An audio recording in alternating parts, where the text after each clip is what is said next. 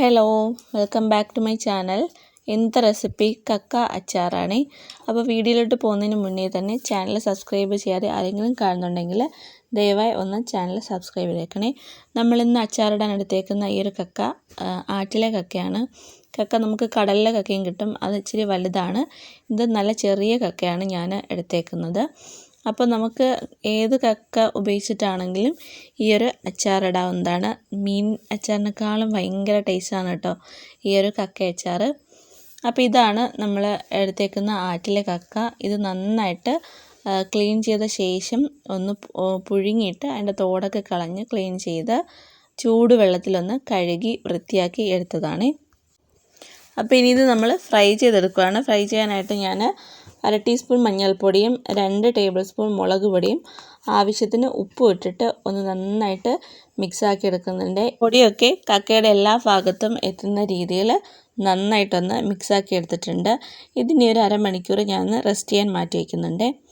അരമണിക്കൂറിന് ശേഷം ഞാനൊരു ചട്ടിയിൽ എണ്ണ ഒഴിച്ച് ചൂടാക്കുന്നുണ്ട്. ഈ ചട്ടിയിൽ തന്നെയാണ് കേട്ടോ നമ്മൾ അച്ചാർ പ്രിപ്പയർ ചെയ്യുന്നത്. അപ്പോൾ എണ്ണ ഒഴിച്ച ശേഷം എണ്ണ നന്നായിട്ട് ചൂടായി വരണം. ചൂടായി വന്ന ശേഷം അതിലോട്ട് നമ്മൾ മസാല പുരട്ടി വെച്ചിരുന്ന ഈ കക്ക ഇട്ട് കൊടുക്കുന്നുണ്ട്. ഞാൻ 2 സെക്ഷനായിട്ടാണ് കക്ക ഫ്രൈ ചെയ്തെടുത്തത്. അപ്പോൾ കക്ക അത്ര ഇട്ടിട്ട് ഞാനൊന്ന് എണ്ണയിലോട്ട് എല്ലായിടത്തും ആക്കി കൊടുക്കുന്നുണ്ട്. ഇതിൻ്റെ ഒരു ഭാഗം ഒന്ന് ഫ്രൈ ആയി വരുമ്പോൾ അടുത്ത ഭാഗം ഒന്ന് തിരിച്ച് ഇട്ട് കൊടുക്കുന്നുണ്ട്. ഇത് ഫ്രൈ ചെയ്തെടുക്കുമ്പോൾ നല്ല രീതിയിൽ ഫ്രൈ ചെയ്തെടുക്കാൻ ശ്രദ്ധിക്കണം, കാരണം അച്ചാറാണല്ലോ, കേടുകൂടാതിരിക്കണമെങ്കിൽ നല്ലപോലെ ഫ്രൈ ചെയ്തെടുക്കണം. അപ്പോൾ ഞാൻ ഇപ്പോൾ എല്ലാം ഫ്രൈ ചെയ്തെടുത്തിട്ടുണ്ട്. ഇനി അതേ എണ്ണയിലോട്ട് തന്നെ ഇഞ്ചി വെളുത്തുള്ളി ചെറുതായിട്ട് അരിഞ്ഞതും പച്ചമുളക് കട്ട് ചെയ്തിട്ട് ഒന്ന് മൂപ്പിച്ചെടുക്കുന്നുണ്ട്. നന്നായിട്ട് മൂപ്പിച്ചെടുക്കണം. അപ്പോൾ ഞാനിവിടെ എടുത്തേക്കുന്നത് ഒരു വലിയ കഷ്ണം ഇഞ്ചിയും 20 അല്ലി വെളുത്തുള്ളിയും ആണ് എടുത്തത്. അതുപോലെ 5 പച്ചമുളകാണ് എടുത്തത്. ഇനി ഇതിലോട്ട് 1/2 ടീസ്പൂൺ ഉലുവാപ്പൊടിയും 3 ടേബിൾ സ്പൂൺ മുളക് പൊടിയും പിന്നെ അതേപോലെ തന്നെ ഏകദേശം 1 ടേബിൾ സ്പൂൺ കായപ്പൊടിയും ഞാൻ ചേർത്ത് കൊടുക്കുന്നുണ്ട്. ഇത്രയും കൂടെ ചേർത്താൽ ഈ പൊടിയൊക്കെ നന്നായിട്ടൊന്ന് മൂപ്പിച്ചെടുക്കണം. പൊടി മൂപ്പിക്കുമ്പോൾ പൊടി കരിഞ്ഞു പോകാതെ ശ്രദ്ധിക്കണം. ലോ ഫ്ലെയിമിലിട്ടിട്ട് വേണം പൊടികളൊന്ന് മൂപ്പിച്ചെടുക്കാനായിട്ട്.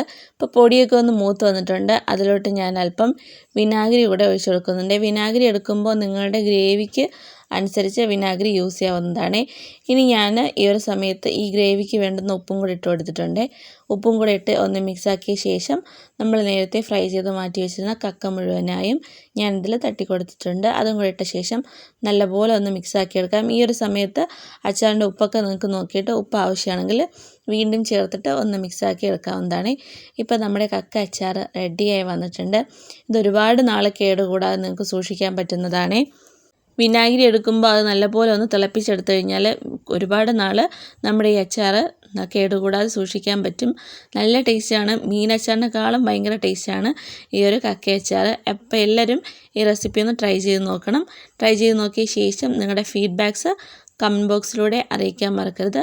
അതേപോലെ തന്നെ വീഡിയോ ഇഷ്ടപ്പെട്ടാൽ ലൈക്ക് ചെയ്യാനും നിങ്ങളുടെ ഫ്രണ്ട്സിന് ഷെയർ ചെയ്യാനും മറക്കരുത്. അപ്പോൾ പുതിയൊരു വീഡിയോ ആയിട്ട് വീണ്ടും കാണുന്നവരേക്കും ബായ്.